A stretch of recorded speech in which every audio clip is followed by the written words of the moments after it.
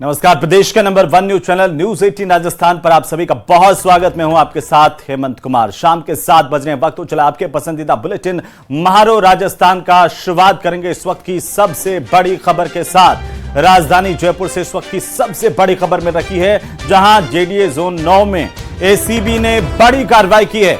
ACB ने 7 घूसखोरों को गिरफ्तार किया। इस वक्त की सबसे बड़ी खबर, बहुत बड़ी खबर इस वक्त की, जेडीए जोन 9 में एसीबी की बड़ी कार्रवाई हुई है। करीब 1.5 लाख रुपए की रिश्वत लेते हुए तहसीलदार गिरदावर जेएन समेत 7 आरोपियों को ट्रैप किया गया है। पटवारी रुक्मणी देवी को गिरफ्तार करने की जानकारी भी मिल रही है।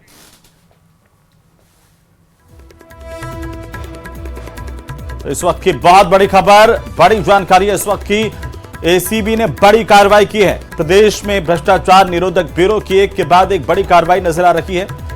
और इसी बीच सबसे बड़ी खबर, इसी को लेकर के ज्यादा जानकारी के साथ हम सीधे आपको लिए चलते हैं राजधानी जयपुर, जहां पर हमारे सहयोगी रोशन शर्मा हमारे साथ जुड़ रहे हैं। रोशन, क्या अपडेट है? बड़ी कार्रवाई है एसीबी की, इस वक्त की यह सबसे बड़ी खबर। देखिए, कहा जा सकता है कि भजनलाल सरकार ने जीरो टॉलरेंस नीति का एक कहा जा सकता है कि बहुत बड़ा जो है परिचय दिया है। जेडीए जिस तरीके से कहा जा सकता है कि भ्रष्टाचार और भ्रष्टाचारियों की फैक्ट्री बन गया था, उस फैक्ट्री को एसीबी की टीम ने सील कर दिया है। देखिए, ये वो जोन 9 है जिसके अंदर भ्रष्टाचार का जो काला खेल है वो यहां पर चल रहा था। एसीबी की टीम ने एक के बाद एक 7 अब तक जो कर्मचारी है उन्हें कहा जा सकता है कि उन्हें जो ट्रैप किया है। आप देख सकते हैं कि पूरा जो जोन कार्यालय है वो उसे जो है सील कर दिया गया है। तस्वीरें आप यहां पर देख सकते हैं। एसीबी की जो अलग अलग टीमें हैं इस पूरे जोन के अंदर, तहसीलदार से लेकर कहा जा सकता है कि जो कनिष्ठ जो सहायक है बाबू हैं उसे ट्रैप किया है। साथ ही साथ में करीब 20 से ज्यादा जो मोबाइल फोन है वो जब्त किए हैं। इन मोबाइल फोन की जो कहा जा सकता है कि कॉल डिटेल से लेकर पूरी जो हिस्ट्री है वो खंगाली जाएगी। आप यहां पर देख सकते हैं कि यहां पर जो लक्ष्मीकांत गुप्ता है जो तहसीलदार हैं उन्हें यहां पर ट्रैप कर लिया गया है। साथ ही साथ में जो पटवारी है रुक्मणी देवी, वो कहा जा सकता है कि एसीबी की कस्टडी के अंदर। आप यहां पर देख सकते हैं कि जो एसीबी की जो अलग अलग टीमें हैं वो सर्च कर रही है। साथ ही साथ में जो एसीबी की जो दूसरी जो टीम है इनके घर के ऊपर, इनके ठिकानों के ऊपर सर्च की जा रही है। यहाँ पर जो महिला यहाँ पर जो अधिकारी हैं वो यहाँ पर जो रुक्मणी देवी जो और अन्य जो महिला जो गिरदावर हैं उनकी जो तलाशी है वो यहाँ पर ली जा रही है। तो तस्वीरें आप यहाँ पर देख सकते हैं कि किस तरीके से जो एसीबी की जो टीम है वो सर्च कर रही है। देखिए, ये जोन 9 जो उपायुक्त हैं गुलाब चंद, उनका ये जो कमरा है तस्वीरों के अंदर आप यहाँ पर देख सकते हैं कि उनके जो कमरे के अंदर जो सर्च यहाँ पर किया जा रहा है। कुल मिलाकर कहा जा सकता है कि एसीबी के जो अधिकारी हैं वो अभी बोलने के लिए तैयार नहीं है। बताया जा रहा है कि जो बड़ी कहा जा सकता है कि इस पूरे मामले के अंदर जो प्रेस जो ब्रीफिंग है वो की जाएगी। इसके अलावा जो अन्य जो कहा जा सकता है कि जेडीए के अंदर जो अन्य जो ठिकाने हैं उसके अंदर भी जो सर्च किया जा रहा है। जोन 9 के अलावा जो इनपुट मिल रहा है वो अब तक का ये इनपुट मिल रहा है कि जो एसीबी की टीम को और भी इस जोन के अलावा जो महत्वपूर्ण जो जानकारी है वो हाथ लगी है।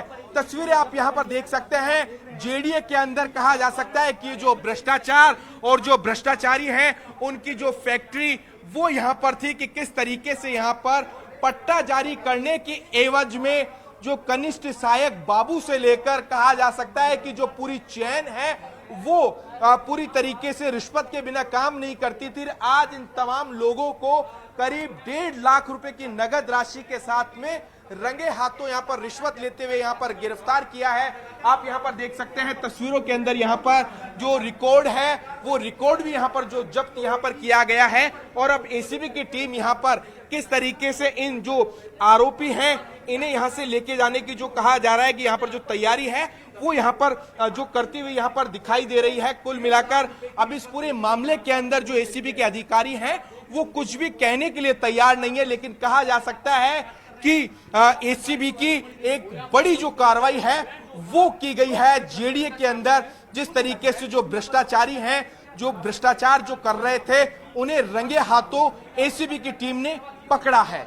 बिल्कुल रोशन, बड़ी तादाद में इस तरह की शिकायतें लगातार आती रही हैं जेडीए के भीतर भ्रष्टाचार को लेकर के, लेकिन मैं चाहता हूं कि एक बार फिर से हमारे दर्शकों को आप ये बताएं कि कौन कौन से अधिकारी जो हैं वो इस जद में हैं, इस ट्रैप की कार्रवाई में आए हैं। इस पूरे मामले की जानकारी मिली तो कहा जा सकता है कि पूरे जो जोन कार्यालय है उसे जब्त जो सील है वो कर दिया गया है।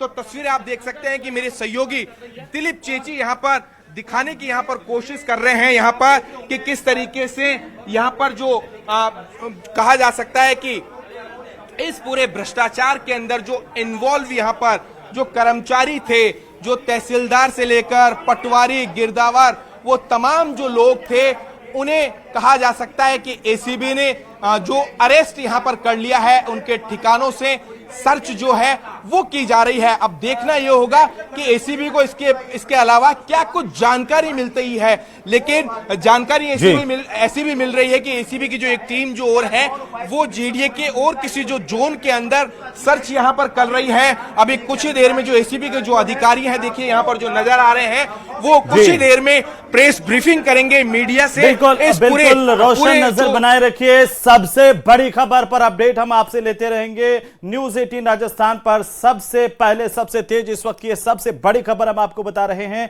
जहां पर एसीबी की तरफ से बड़ी कार्रवाई की गई है और एसीबी ने ट्रैप किया है कई अधिकारियों को। फिलहाल आगे बढ़ेंगे, जेजे महाघोटाले की बात करते हैं, जहां पर जल जीवन मिशन में फर्जी प्रमाण पत्र से टेंडर हासिल करने के मामले में एक तरफ एसीबी, ईडी और सीबीआई जांच कर रही है, तो दूसरी तरफ प्रदेश की सरकार भी घोटालेबाजों को लेकर के सख्त नजर आ रही है। सरकार ने अधिकारियों को सख्त एक्शन के निर्देश दिए हैं और इसी बीच CE JJM Dilip Gaur, 3 AC को नोटिस जारी किए गए हैं। यह खास रिपोर्ट देखिए।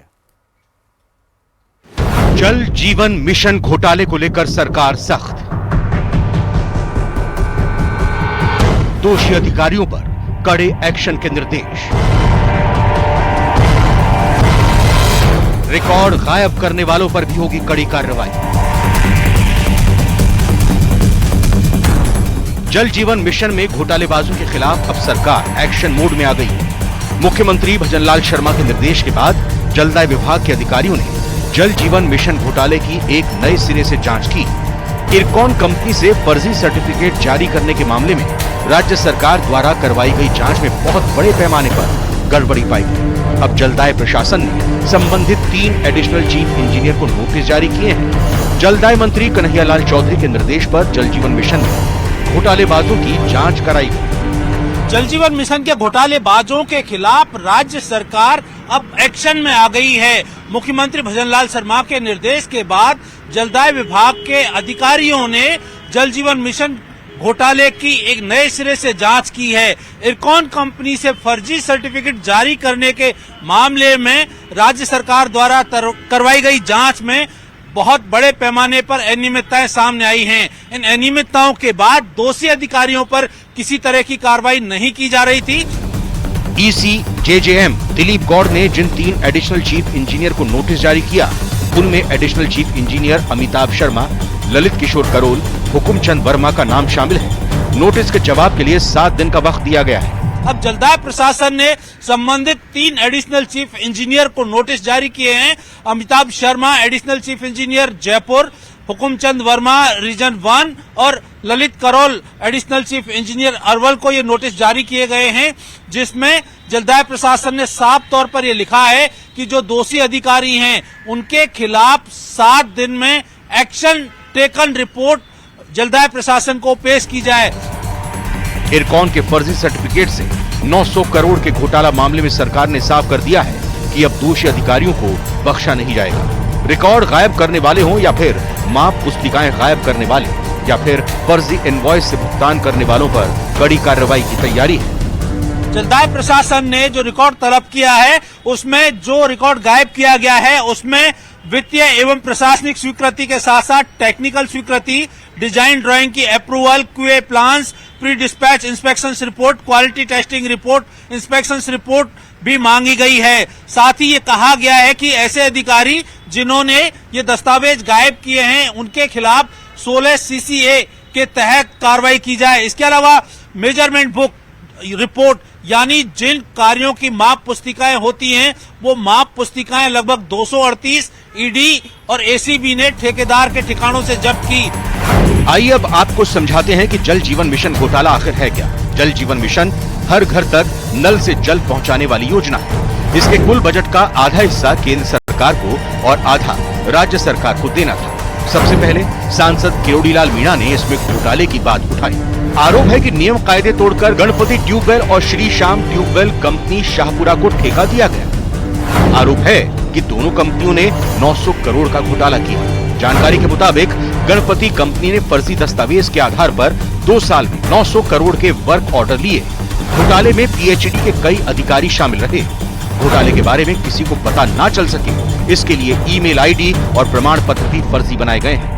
आरोप है कि भारत सरकार के उपक्रम इरकॉन के नाम पर फर्जी लेटर हेड पर वर्क ऑर्डर जारी किए गए। जल जीवन मिशन में फर्जी प्रमाण पत्र से टेंडर हासिल करने के मामले में एसीबी, ईडी और सीबीआई सभी अपनी अपनी जांच कर रहे हैं। ईडी इरकॉन कंपनी के फर्जी सर्टिफिकेट से टेंडर उठाने के मामले में पद्मचंद जैन, महेश मित्तल, संजय बड़ाया समेत 5 लोगों के खिलाफ चार्जशीट पेश कर चुकी है, जिसमें अधिकारियों को ठेकेदारों और दूसरे लोगों के जरिए घूस दिए जाने का कच्चा चिट्ठा खोला गया है। अब इस मामले में सरकार भी एक्टिव हो गई है और आने वाले वक्त में कई आरोपी अधिकारियों पर गाज गिरनी संभव है।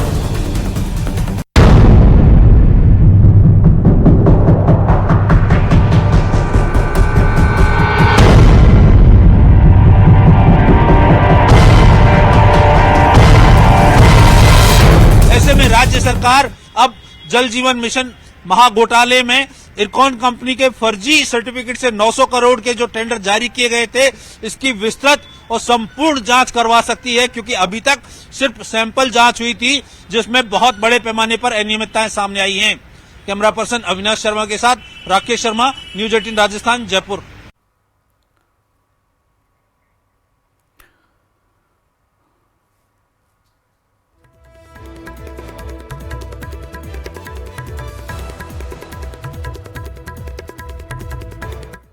तो एक तरफ पूरे देश भर में कोलकाता रेप केस को लेकर आक्रोश है, तो वहीं एसएमएस अस्पताल से एक रेजिडेंट डॉक्टर को डराने और उसके हरेसमेंट का मामला सामने आया है। पीड़ित डॉक्टर ने खुद इसकी शिकायत कॉलेज के प्रबंधन से की और इसके बाद आरोपी डॉक्टर को सस्पेंड किया गया। रिपोर्ट देखिए।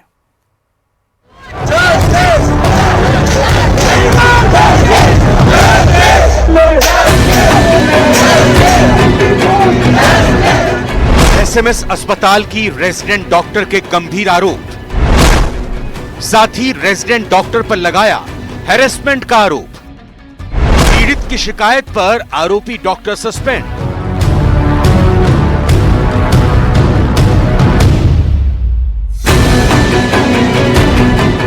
कोलकाता में महिला रेजिडेंट के साथ दुष्कर्म और हत्या के बाद पूरे देश में गुस्सा है। विरोध प्रदर्शन का दौर जारी है। इस बीच प्रदेश के सबसे बड़े सवाई मानसिंह अस्पताल में रेजिडेंट डॉक्टर ने साथी रेजिडेंट पर संगीन आरोप लगाए हैं। आरोप है कि साथी डॉक्टर दिनेश गुलिया ने उसे डराया और हैरेस किया। महिला रेजिडेंट डॉक्टर की शिकायत के बाद सवाई मानसिंह मेडिकल कॉलेज ने एक्शन लेते हुए मामले को जांच कमेटी के पास भेज दिया।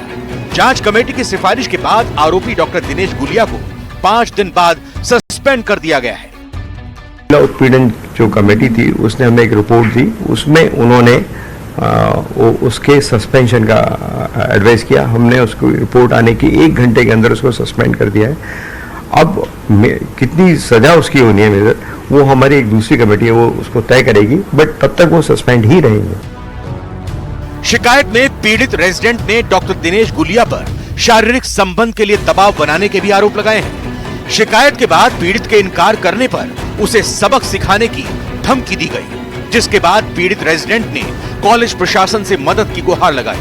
पीड़ित ने यहां तक भी आरोप लगाए कि जब पूरा कॉलेज कोलकाता की रेजिडेंट को इंसाफ दिलाने के लिए आंदोलन कर रहा था, तब भी डॉक्टर दिनेश गुलिया ने परेशान किया। कॉलेज प्रशासन और सरकार बहुत ज्यादा संवेदनशील है इस मामले में। कोई भी यदि शिकायत आएगी, हम पहली तो हमारी कोशिश है ऐसी शिकायतें ना आए, तो हम उसके प्रिवेंशन के लिए सब कुछ करें जो भी हम कर सकते हैं। लेकिन यदि कभी कोई शिकायत आई किसी भी लेवल पर वर्कर आई, तो यथाचित जितनी मेजर्ड कार्रवाई है वो इमीडिएटली होने वाली है, उसमें हम नहीं रुकने वाले। एसएमएस मेडिकल कॉलेज के प्रिंसिपल डॉक्टर दीपक माहेश्वरी का कहना है कि जांच पूरी होने तक आरोपी डॉक्टर सस्पेंड रहेगा। उन्होंने कहा कि इस मामले में पुलिस को भी इन्फॉर्म किया था, लेकिन पीड़ित पक्ष के अनुसार ही पुलिस की कार्रवाई होगी। बताया जा रहा है कि महिला रेजिडेंट द्वारा पुलिस में शिकायत नहीं की गई है, इसलिए इस मामले में पुलिस एक्शन नहीं हुआ है। एसएमएस मेडिकल कॉलेज की महिला रेजिडेंट द्वारा अपने ही साथी रेजिडेंट पर गंभीर आरोप लगाए गए हैं। हालांकि मामला सामने आने के बाद कॉलेज प्रशासन ने सख्त कार्रवाई की है और रेजिडेंट को सस्पेंड कर दिया है। लेकिन ये मामला बताता है कि चाहे बात कोलकाता की हो या फिर राजस्थान की, महिलाओं को अपनी सुरक्षा को लेकर जद्दोजहद लगातार करनी पड़ रही है। कैमरा पर्सन शेर सिंह के साथ सौरभ गृहस्थी, न्यूज़ 18 राजस्थान, जयपुर। तो वहीं एक दिन के दौरे पर अजमेर पहुंचे जल संसाधन मंत्री सुरेश सिंह रावत ने सर्किट हाउस में पत्रकारों के कई सवालों के जवाब दिए और विपक्ष पर हमले किए। उन्होंने ईआरसीपी को प्रदेश सरकार का ड्रीम प्रोजेक्ट बताया और कहा कि इस मुद्दे पर विपक्ष भ्रम फैलाने का काम कर रहा है। सुरेश सिंह रावत ने कहा कि प्रदेश की सरकार ईआरसीपी योजना के जरिए पार्वती और काली सिंध के पानी को लिफ्ट करके राजस्थान के 21 जिलों में लाएगी। जल संसाधन मंत्री सुरेश रावत ने प्रदेश कांग्रेस के अध्यक्ष गोविंद सिंह डोटासरा पर आला कमान को खुश करने के लिए बयान देने की बात कही है। वहीं उन्होंने कहा कि कांग्रेस सिर्फ राजस्थान की जनता को गुमराह करने का काम कर रही है। जो ईआरसीपी जो हमारी सरकार का एक ड्रीम प्रोजेक्ट है और 2017 के अंदर जब हमारी तत्कालीन सरकार थी तब इस योजना पर काम चालू हुआ था। आप कुछ दिनों से देख रहे हैं कि मुख्य विपक्षी पार्टी कांग्रेस द्वारा जिस तरह का जो भ्रम फैलाया जा रहा है और जो ईआरसीपी जो योजना है जिसके माध्यम से पार्वती और काली सिंध का पानी को हम लिफ्ट करके राजस्थान के 21 जिलों के अंदर लाएंगे। और क्योंकि चंबल जो घरियाली सेंचुरी है एनजीटी द्वारा उस पर बैन है किसी भी तरह के पानी लिफ्ट करने का, तो हम पार्वती और काली सिंध दोनों के पानी को लिफ्ट करके हमारे राजस्थान, पूर्वी राजस्थान के लोगों को पीने का पानी और सिंचाई का पानी उपलब्ध हो सके। और वहीं बीजेपी ने प्रदेश में होने वाले उपचुनाव की तैयारियों को तेज कर दिया है। इसी कड़ी में कल यानी कि शनिवार को बीजेपी के दिग्गज नेता झुंझुनू पहुंचेंगे। उससे पहले बीजेपी प्रदेश महामंत्री संतोष अहलावत ने जिले के प्रमुख कार्यकर्ताओं के साथ बैठक की है। सांसद राधा मोहन दास अग्रवाल, प्रदेश अध्यक्ष मदन राठौड़, जिले के प्रभारी मंत्री अविनाश गहलोत और प्रभारी मंत्री सुमित गोदारा समेत बीजेपी के तमाम बड़े नेता झुंझुनू पहुंचेंगे, जिसमें प्रभारी मंत्री अविनाश गहलोत आपको बता दें और प्रदेश अध्यक्ष मदन राठौड़ के साथ पहली बार झुंझुनू आ रहे हैं, जिनके स्वागत की तैयारियां भी जोर शोर से चल रही है। प्रदेश में आने वाले सभी नेताओं का नवलगढ़ से लेकर झुंझुनू तक जगह जगह पर स्वागत होगा। राधा मोहन दास अग्रवाल होंगे और इसके बाद झुंझुनू जिला मुख्यालय पर 4 सत्रों में बैठक होगी। इसके लिए कार्यकर्ताओं को 4 अलग अलग कैटेगरी में बांटा गया है। सभी चारों कैटेगरी के कार्यकर्ताओं की अलग अलग बैठक होगी।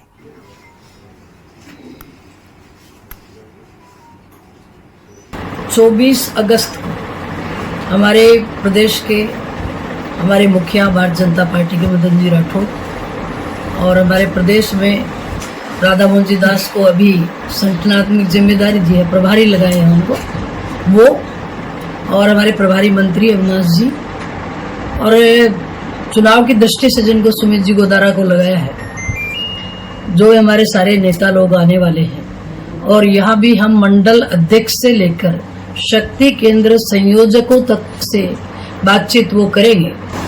देखिए, कार्यक्रम की ये रूपरेखा है कि आगे आने वाली 24 तारीख को हमारे प्रदेश के यशस्वी प्रदेशाध्यक्ष माननीय मदन जी राठौड़ साहब और उनके साथ राजस्थान प्रदेश के प्रभारी माननीय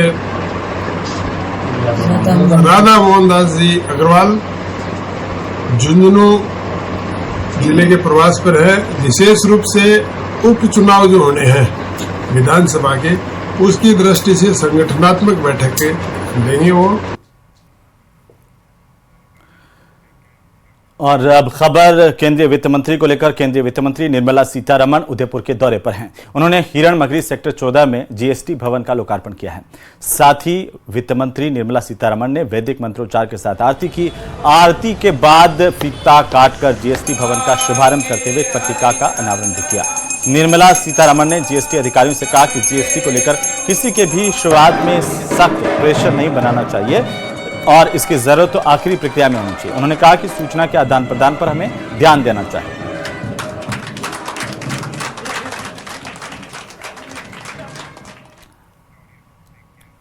तो वहीं मुख्यमंत्री भजनलाल शर्मा की सरकार ने सत्ता संभालने के साथ ही राजस्थान में निवेशकों के लिए द्वार खोल दिए हैं। प्रदेश में पहली बार सरकार निवेशकों को आमंत्रित करने के लिए राइजिंग राजस्थान का आयोजन करने जा रही है। मुख्यमंत्री की घोषणा के बाद उद्योग और वाणिज्य विभाग ने निवेशकों को आमंत्रित करने की कवायद भी शुरू कर दी है। हमारे जयपुर संवाददाता राकेश शर्मा ने राइजिंग राजस्थान को लेकर उद्योग विभाग के प्रमुख शासन सचिव अजिताभ शर्मा से खास बातचीत की है। सर, जिस तरीके से राइजिंग राजस्थान को लेकर केंद्र और राज्य सरकार लगातार एक रोड मैप तैयार कर रहे हैं, किस तरीके से आगे बढ़ा जा रहा है और क्या तैयारियां इसकी हैं? ये जहाँ तक केंद्र सरकार से संबंधित विषय की बात है तो मैं लगभग 2-3 बार अभी मैं परसों भी दिल्ली था। वहाँ जो विभिन्न मंत्रालय हैं, मुख्य रूप से जो DPIIT है, तो मिनिस्ट्री ऑफ कॉमर्स और मिनिस्ट्री फॉर इंटरनल ट्रेड और फिर एक मिनिस्ट्री ऑफ एक्सटर्नल अफेयर्स, इनसे 2 से हमारा मुख्य रूप से काम पड़ता है। अगर इन्वेस्टमेंट समिट की अपन बात करें तो जो मिनिस्ट्री ऑफ एक्सटर्नल अफेयर्स है उसमें शीघ्र ही अभी हमने तारीख निर्धारित नहीं की है और एक एम्बेसडर्स राउंड टेबल की जाएगी दिल्ली में माननीय मुख्यमंत्री महोदय की अध्यक्षता में, जिसमें हमने कोशिश कर रहे हैं लगभग 12-13 के करीब ऐसे मुख्य राष्ट्र उनके एम्बेसडर्स को हम बुलाएं। उसकी अध्यक्षता माननीय मुख्यमंत्री महोदय स्वयं करेंगे दिल्ली में और उसके अंदर ये चर्चा की जाएगी कि जो ये वो देश हैं जिनका अच्छा ट्रेड रिलेशन है भारत से, कुछ ऐसे देश हैं जिसमें फ्री ट्रेड एग्रीमेंट साइन किए हुए हैं भारत सरकार ने, तो वहाँ जो पोटेंशियल है ट्रेड का, बिजनेस का, ग्रोथ का, जैसे अभी मैं आपको उदाहरण दूं कि हमारे माननीय उद्योग मंत्री स्विट्ज़रलैंड गए हुए हैं, तो जो हाल ही में FTA हुआ था भारत सरकार का एक ग्रुप ऑफ कंट्रीज से, उसके अंदर ये शर्त भी पहली बार रखी गई थी कि ये देश भारत में निवेश करेंगे। तो हमने बड़ा प्रोएक्टिवली होकर के इस बार राजस्थान ने ये कोशिश की है कि ऐसे देशों से संपर्क पहले साधा जाए कि वहाँ की जो कंपनियाँ हैं उनकी क्या आवश्यकता है, वो किस किस क्षेत्र में निवेश करना चाहती है, मतलब बिजनेस सेक्टर्स में, इंडस्ट्री सेक्टर्स में, तो उनसे जो वार्ता होगी उसके सकारात्मक नतीजे आएंगे। तो वहीं लेक सिटी उदयपुर में 16 अगस्त को भटियाणी चौहट्टा के सरकारी स्कूल में 10वीं के एक छात्र ने अपने एक सहपाठी को चाकू से लहूलुहान कर दिया था। इस घटना के बाद छात्र देवराज का 4 दिन तक इलाज भी चला, लेकिन 19 अगस्त को देवराज ने दम तोड़ दिया। अब घटना को 8 दिन गुजर जाने के बाद स्कूलों में भी हालात सामान्य हो रहे हैं। काउंसलिंग के जरिए डरे हुए और सहमे हुए छात्रों का डर निकाला जा रहा है। आप देख सकते हैं कि ये देवराज जहाँ क्लास में पढ़ता था, वो ऊपर वाली जो क्लास जो है उस क्लास में पढ़ता था 10वीं के अंदर। ये वही स्कूल है। 16 तारीख को इंटरवल के दौरान ये पूरी घटना हुई। उसके बाद 8 दिन गुजर चुके हैं, अब स्थिति सामान्य हो रही है। हम बात करेंगे स्कूल के स्टाफ से कि अब स्थिति क्या है, कितने बच्चे स्कूल में आ रहे हैं और क्या हालात है।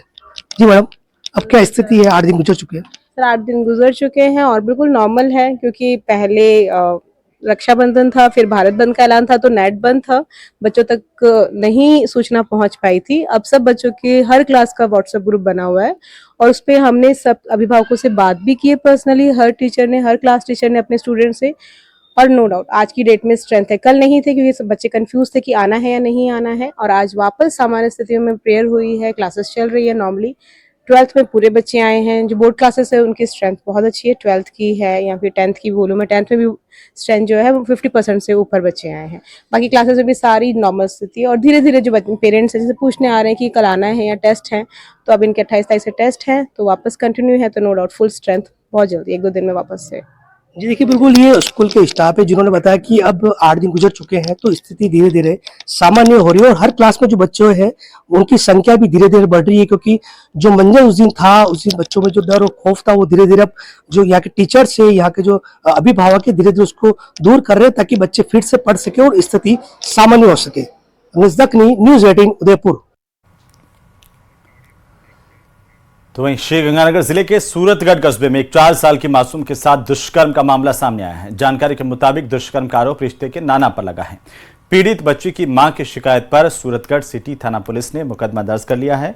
साथ ही इस बच्ची का इलाज सूरतगढ़ के ट्रॉमा सेंटर में चल रहा है। इसके अलावा बीकानेर से आई एफएसएल की टीम ने घटनास्थल का मुआयना किया। बताया जा रहा है कि आरोपी ने वारदात को उस वक्त अंजाम दिया जब बच्ची अपनी 1 साल की बहन के साथ घर में खेली थी। माता पिता काम पर गए थे, लेकिन जब काम से वापस लौटे तो बच्ची को गंभीर हालत में पाया गया। इसके बाद उसे अस्पताल ले जाया गया। पूछताछ के दौरान बच्ची ने नाना पर गलत काम करने के आरोप लगाए। बच्ची के बयान के बाद पुलिस की तरफ से एक्शन लिया गया और आखिरकार अब पुलिस पूरे मामले को लेकर जांच कर रही है। आरोपी को पुलिस के हवाले कर दिया गया है।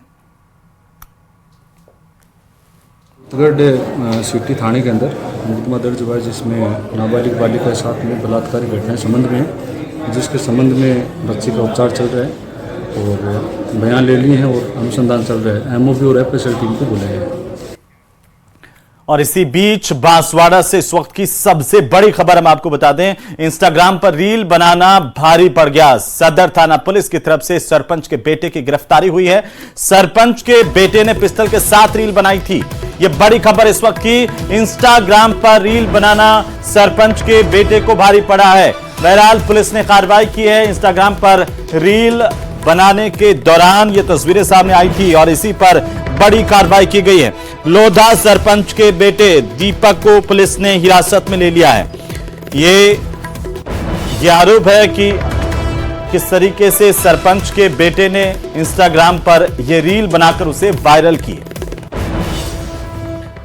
और इसी बीच राजधानी जयपुर से इस वक्त की सबसे बड़ी खबर आ रही है, जहां पर लिंग जांच को लेकर के बड़ी कार्रवाई हुई है। डिकॉय ऑपरेशन किया गया है। बड़ी खबर इस वक्त की, सीकर रोड स्थित एक निजी सोनोग्राफी सेंटर पर यह कार्रवाई हुई है।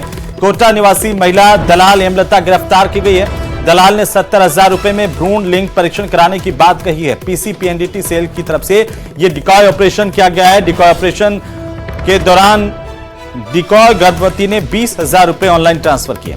पीसीपीएनडीटी सेल की तरफ से यह बड़ी कार्रवाई है। फर्जी तरीके से भ्रूण लिंग परीक्षण का यह मामला सामने आया और उत्प्रेरण को लेकर के महिला दलाल को निरुद्ध किया गया है। हमारे राजस्थान में खबरें अभी और भी हैं, लेकिन फिलहाल वक्त एक छोटे से ब्रेक का। जल्द लौटते हैं।